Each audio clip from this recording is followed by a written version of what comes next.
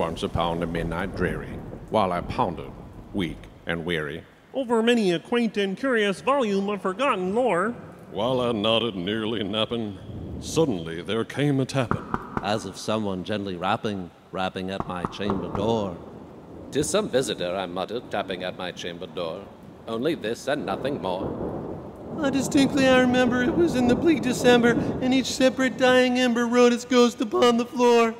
Eagerly I wished the morrow. Vainly I had sought to borrow. From my books, surcease of sorrow, sorrow for the lost Lenore.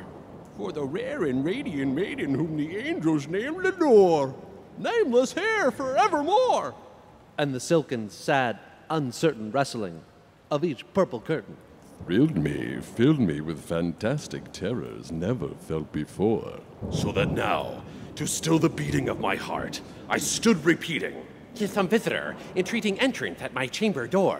Some light visitor entreating entrance at my chamber door. This it is, and nothing more. I said, so presently my soul grew stronger, hesitating then no longer. "Sir," said I, "or madam, truly your forgiveness I implore." But the fact is, I was napping, and so gently you came rapping. So faintly you came tapping at my chamber door. That I scarce was sure I heard you. Here I opened wide the door. Darkness there, and nothing more. Deep into that darkness peering, long I stood there, wondering, fearing. Doubting, dreaming, dreams no mortal ever dared to dream before. But silence was unbroken, and its stillness gave no token. And the only word there spoken was the whispered word, Lenore. This I whispered, and an echo murmured back the word, Lenore! Merely this, and nothing more. Back into the chamber turning, all my soul within me burning. Soon again, I heard a tapping somewhat louder than before. "Surely," said I, "surely that is something at my window lattice." Let me see then what thereat is, and this mystery explore. Let my heart be still a moment and this mystery explore. "'Tis the wind and nothing more." Open here I flung the shutter, when with many a flirt and flutter, In there stepped a stately raven of the saintly days of yore. Not the least obsessions made he, not a minute stopped or stayed he. But with mane of lord or lady perched above my chamber door. Perched above a master palace, just above my chamber door. Perched and sat and nothing more. Ah, then this ebony bird beguiling my sad fancy into smiling. By the grave and stern decorum of the countenance and war. Though thy crest be shorn and shaven, thou, I said, art sure no craven. Ghastly, grim, and ancient raven, wandering from the nightly shore. Tell me what thy lordly name is on the night's plutonium shore. Quoth the raven, yeah, nevermore.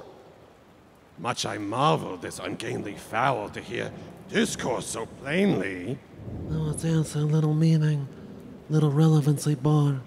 For we cannot help agreeing that no living human being ever yet was blessed with seeing bird above his chamber door.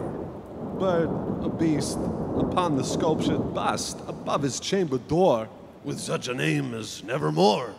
But the raven, sitting lonely on the placid bust, spoke only That one word, as if his soul in that one word he did uphold. Nothing farther than he uttered, not a feather that he fluttered. Till I scarcely more than muttered, other friends have flown before. on the morrow he would leave me as my hopes have flown before. Then the bird said, nevermore. Startled at the stillness broken by a reply so aptly spoken. Doubtless, said I, what it utters is its only stock and store. Caught from some unhappy master whom unmerciful disaster Followed fast and followed faster till his songs one burden bore. Till the dirges of his hope that melancholy burden bore of nevermore. But the raven still beguiling on my fancy and smiling. Straight I wheeled a cushioned seat in front of bird and busted door. And upon the velvet sinking, I betook myself to linking. fancy unto fancy, thinking what this ominous bird of yore. What this grim, ungainly, ghastly, gaunt, and ominous bird of yore meant in croaking nevermore? This I sat engaged in guessing, but no syllable expressing. To the fowl whose fiery eyes now burned into my bosom's core, Yes, and more I sat divining with my head at ease reclining. On the cushion's velvet lining that the lamplight gloated o'er. She shall press, nevermore. then methought the air grew denser, perfumed from an unseen censer. Swung by seraphim whose footfalls tinkled on the tufted floor. Wretch, I cried, thy God hath lent thee, by the angels he hath sent thee. Respite and nepenthe from thy memories of Lenore. Quaff, oh quaff this kind nepenthe, and forget this lost Lenore. Quoth the raven, nevermore. Prophet, said I, thing of evil, prophet still, if bird or devil. Whether tempest sent or whether tempest tossed thee here ashore. Desolate, yet all undaunted, on this desert land, enchanted. On this home by horror haunted, tell me truly, I implore. Is there a balm in Gilead? Tell me, I implore. Quoth the raven, nevermore. Prophet, said I, thing of evil, prophet still, if bird or devil. By that heaven that bends above us, by the God, right, that we both adore. Tell us soul, with sorrow laden, if within the distant Aden. It shall clasp a saint and maiden whom the angels named Lenore. Clasp a rare and radiant maiden whom the angels named Lenore. Quoth the raven, nevermore. Be that word or sign of parting, bird of friend I shrieked upstarting. Get thee back into the tempest on the night's Plutonian shore. Leave no black plume as a token of that lie thy soul has spoken. Leave my loneliness unbroken, quit the bust above my door. Take thy peak from out thy heart, and take thy form from off my door. Quoth the raven, nevermore. And the raven, never flitting, still is sitting, On the pallid bust the palace, just above my chamber door.